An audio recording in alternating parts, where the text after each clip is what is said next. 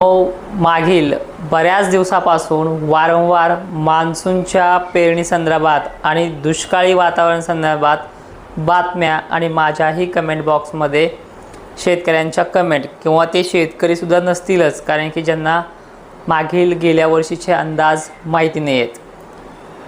मित्रांनो, जे काही अंदाज दिलेत आतापर्यंत त्या अंदाजानुसार तुम्ही सक्रियता पाहिली. अनेक जण नवीन आहेत, त्यांना आपल्या अंदाजाबद्दल माहितीसुद्धा नाही आहे. अशा शेतकऱ्यांसाठी हा व्हिडिओ बनवतो आहे, कारण की पुढील काळामध्ये पेरणी, धुरळ पेरणी आणि महत्त्वाचं म्हणजे मान्सूनचं असमान वितरण किंवा मान्सून संदर्भात मोठ्या बातम्यासुद्धा येतात की दुष्काळ आहे. त्याचं पूर्ण एक्सप्लेनेशन हे शेवटच्या व्हिडिओमध्ये करतो आहे, कारण की मान्सूनबाबत पुन्हा सांगणं देखील सारखं चुकीचं आहे. पण अनेक कमेंटसाठी हा उत्तर म्हणून आपण देण्याचा प्रयत्न करतो आहे. शेवटपर्यंत पाहून तुम्हाला काय वाटतं हे कमेंट बॉक्समध्ये सांगायचं आहे. सर्वात महत्त्वाचं म्हणजे मान्सून श्रीलंकापर्यंत पोहोचला आहे. जवळ असलेल्या अरबी समुद्रामध्ये कमी दाब सक्रिय आहे, त्यामुळे जे काही बाष्प येते ते पूर्णपणे छत्रपती संभाजीनगर, नाशिकमध्ये, सांगली, सोलापूरपासून परभणीपर्यंत काही ठिकाणी, जालन्यामध्येही दक्षिण भागामध्ये काही ठिकाणी, तर अहिल्यानगर, पुणे, सातारा वगैरे भागांमध्ये अनेक ठिकाणी पावसाच्या सरी त्यांनी कोसळल्या आहेत. काही ठिकाणी जास्त तर काही ठिकाणी बिलकुल नाही आहे. महत्त्वाचं म्हणजे जो काही विदर्भाचा भाग आहे, हा नागपूरपासून अकोला, अमरावती, चंद्रपूर, हिंगोली, वाशिम, इकडे खानदेश भाग, या भागामध्ये ह्या आठवड्यात पाऊसच झाला नाही आहे. पण ह्या भागामधनं असा गैरसमज झाला आहे की आता आम्हाला दुष्काळी पट्ट्यामध्ये मोडतो आहे का. हे पहा, तुम्ही अजूनही खत घेतलं नाही, अजूनही बियाणं घेतलं नाही, तर तुम्हाला दुष्काळ वाटत असेल ना, तर तुम्ही सपशेल शासकीय हवामान अंदाजावरतीच आपल्या पेरण्याचं नियोजन करायचं आहे. कारण की ह्या गोष्टी वारंवार समजून सांगण्यासाठी मी सुद्धा थकलो आहे. मी वारंवार तुम्हाला हेच सांगतो आहे की अशा प्रकारच्या कंडिशन्स होत असतात. सध्या पश्चिम महाराष्ट्रात जो काही पाऊस पडतो आहे, पश्चिम महाराष्ट्रात जे काही चालू आहे, ह्या पश्चिम महाराष्ट्रामध्ये मान्सूनचा पाऊस व्यवस्थित कधीच पडत नाही. यांना अवकाळी गरमीच्या लेवलमध्ये असलेलाच पाऊस पडतो. आणि अशी कंडिशन संभाजीनगर असेल, इकडे धुळे, जळगाव असेल, किंवा मध्य महाराष्ट्रामध्ये बीड वगैरे भाग असेल, यांना फक्त परतीचा प्रवास आणि उन्हाळ्यातला अवकाळीच मोठ्या थेंबाचा किंवा वाहुणी पडतोय. या व्यतिरिक्त मान्सूनचे दोन्ही महिने, जून असतील, जुलै असेल, हा असाच राहतोय. मान्सूनचा पाऊस ह्या मराठवाड्यामध्ये आणि विदर्भातल्या अनेक भागांमध्ये कमीत कमी चांगल्या पेरण्याही करून देतो. ही दरवर्षी आहे. 2025चाच मी तुम्हाला संदर्भ देऊन ह्या मान्सून 2026चा पूर्ण एक्सप्लेनेशन करतोय. ठीक आहे.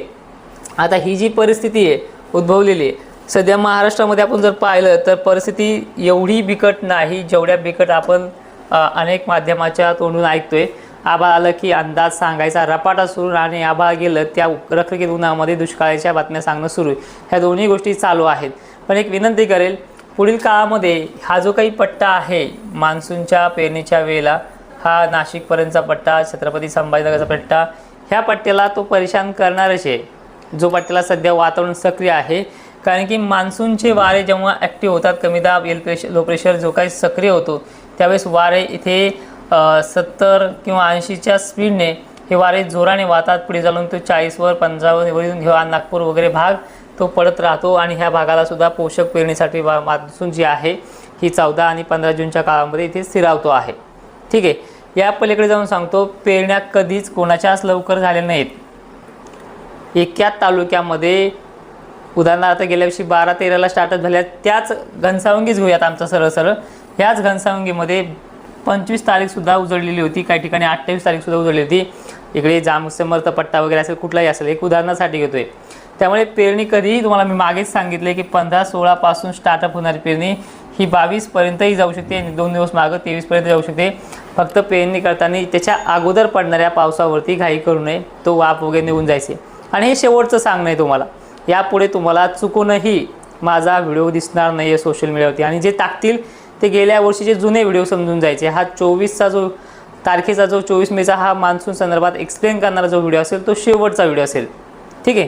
कारण की अनेक वेळेस सांगितलं आहे की जर खरंच दुष्काळ असेल ना, शासनाने शेतकऱ्यांचा अगोदर विचार करण्यापेक्षा बियाणं खतं कंपनीचा विचार केला असता की तुम्ही प्रोडक्शन कमी करा, मार्केटमध्ये बियाणं उपलब्ध करून देऊ नका, करोडो रुपयाची उलाढाल करू नका, कारण की पुढे दुष्काळ आहे. हे त्या बियाणं कंपनीला शेतकऱ्यांच्या अगोदर हे त्यांनी सांगितलं असतं. आणि ज्यावेळेस करोडो रुपयाची उलाढाल करणारा जो काही कंपनी असेल, कोणतीही कंपनी असू द्या, खत असू द्या, औषध असू द्या, कोणी बी, की ह्या वर्षी खरंच मोठा दुष्काळ आहे, तर तुम्ही बियाणं खतं वगैरे मार्केटमध्ये आणूच नका, शेतकरी त्यांच्या पद्धतीनं घरगुती बियाणं वापरून शेती करतील, कारण की यंदा भयानक दुष्काळ आहे, असं शासनाने त्यांना निर्देश दिले असे.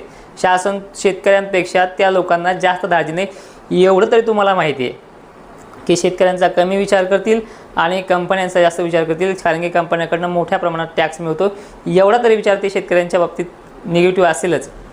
पण नाही, मार्केटमध्ये बियाणं उपलब्ध आहे, औषध खतं उपलब्ध आहे आणि त्यांना सल्ले देण्याऐवजी शासनाकडनं शेतकऱ्यांना सल्ले दिले जातात की पाणी जपून वापरा, अमुक अमुक. बट ठीक आहे, मान्सूनबाबत जर बोलायचं झालं ना, तर शासनाकडनं 88% पाऊस सांगितलेला आहे आणि आपल्याकडनं सुद्धा जी काही कंडिशन आहे ती 83 सांगितलेली, कारण की आपण गेल्या वर्षी 92 सांगितली होती, या पद्धतीने पडला. 10% कमी सांगितली, 10% पाऊस कमी आहे. तर 88% तर गेल्या वर्षी यांचा 106% होता, आता 88%वर आले. मला एक म्हणायचं आहे, गेल्या वर्षीच्या टक्केवारीनुसार 50% तरी पाऊस पडेल ना. गेल्या वर्षी काही काही भागांमध्ये 10 वेळेस पूर आले होते, यावर्षी 5 वेळेस तरी पूर येईल ना. मग कोणती कंडिशन बेकार आहे. बट ठीक आहे, हे झालंच त्यांच्या टक्केवारीनुसार. मग सायंटिफिकली निसर्गाच्या IMDच्या असेल किंवा ECMW असेल, GFS असेल, कॅन्सिफ असेल, CNG असे अनेक मॉडेल आहेत, HHRR असेल, या सगळ्या मॉडेलच्या निर्देशांना सांगतोय अल्निनो ह्या वर्षी आहे. पण अल्निनो कोणत्या वर्षी नव्हता. 2023ला होता, तुमच्या पेरण्या झाल्या होत्या. 24लाही काही प्रमाणात होता, पण शेवटी परतीच्या पावसाने चांगला धमाका घातला. त्यावेळेसही अल्निनोचा प्रभाव 2024मध्ये राहिलेला होता, म्हणजे 23 आणि 24ला सुद्धा. त्या अगोदर 15ला बी आलता. मग मला एक म्हणायचं आहे, 15पासून ते आत्ताच्या 25पर्यंत, ठीक आहे 26 अजून बघायचं की किती वर्ष दुष्काळासारखे पडले. ज्या वातावरणामध्ये दुष्काळाची भूमिका स्पष्ट केली जाते, त्याचा संदर्भही मागच्या सालाप्रमाणे दिला तर शेतकऱ्यांना त्याचे नियोजन करायचं आहे. तर ह्या वर्षीची कंडिशन माझ्या मते सरळ 24 सारखी आहे. पुढे चालून परतीच्या पावसासुद्धा वाहणी वगैरे पाऊस होणार आहेत. धुरळ पेरणीचा विषय तर घेतच नाही ह्या व्हिडिओमध्ये, कारण की नकोच एखाद्याने आपल्या भरोशावर लागवड करायची आणि ती नुकसानामध्ये यायचे. पण विनंती अशी आहे की तुम्ही, जर मी म्हटलं की बाबा तुम्ही ह्या वर्षी पेरणीच करू नका, तुम्ही थांबणार आहात का, हे कमेंटमध्ये सांगा. बियाणं तर घेणं चालू आहे, खतासाठी मरमरही चालू आहे आपली. पण एक थोडक्यात सांगेल की पावसाळा जूनमध्येही चांगला आहे, जुलैमध्येही चांगला आहे, जो दरवर्षी पडतो. गेल्या वर्षी सारखं तर साम्यता ह्या वर्षी 2 महिने तर आहेच. पुढे एक खांदा खंड आहे, तो मी 5 मार्चच्या व्हिडिओमध्ये पण दिला आहे, वाटल्यास त्याची लिंक कमेंट बॉक्समध्येही पिन करतो. त्यानंतर परतीचा पाऊस मोठा आहे, थोड्या दिवसासाठी आहे, एक 20-25 दिवस चालेल, पण चांगला आहे. आणि अजूनही तुम्हाला याबाबत काय समजून घ्यायचं आहे ते कमेंटमध्ये निवांत करा. पण एक विनंती आहे की पुन्हा मान्सून कसा आहे काय आहे विचारू देऊ नका. कारण की मान्सून थोडक्यामध्ये सांगायचं झालं तर मान्सून ठीकठाक आहे. इंग्रजी शब्द वापरून जर सांगायचं झालं तर एक्सप्लेन करून सांगायचं झालं की सिस्टम आवर्षण प्रणालीमध्ये राहते. दरवर्षी असतो तो पश्चिम भाग, महाराष्ट्रामध्ये जालना वगैरे पश्चिम भाग, बुलढाणा वगैरे पश्चिम भाग, इकडे आता नांदेडपर्यंतही गेले. लातूर तर पहिल्यापासूनच आवर्षणामध्ये राहतो, म्हणजे ऐन पेरणीच्या वेळेला ताळण देणं, वारं जोराने सुटणं वगैरे गोष्टी हे चालू असतं. पण उगलं की ते घरातच आलं आहे, हे आतापर्यंतचा रेकॉर्ड आहे. आणि सगळ्यात महत्त्वाचं ह्या 2-3 गोष्टी सांगायचं झालं तर ठीक आहे, जर माझ्याच तोंडून तुम्हाला बळच काढायचं की यंदा दुष्काळ आहे, तर समजा मी तर म्हणतच नाही दुष्काळ, तर मी माझा निर्णय ठामच आहे, दुष्काळच नाही. 2024 इतका तरी चांगला पडणार आहे, 25 सारखा तर पडणारच नाही अजून 5 वर्ष.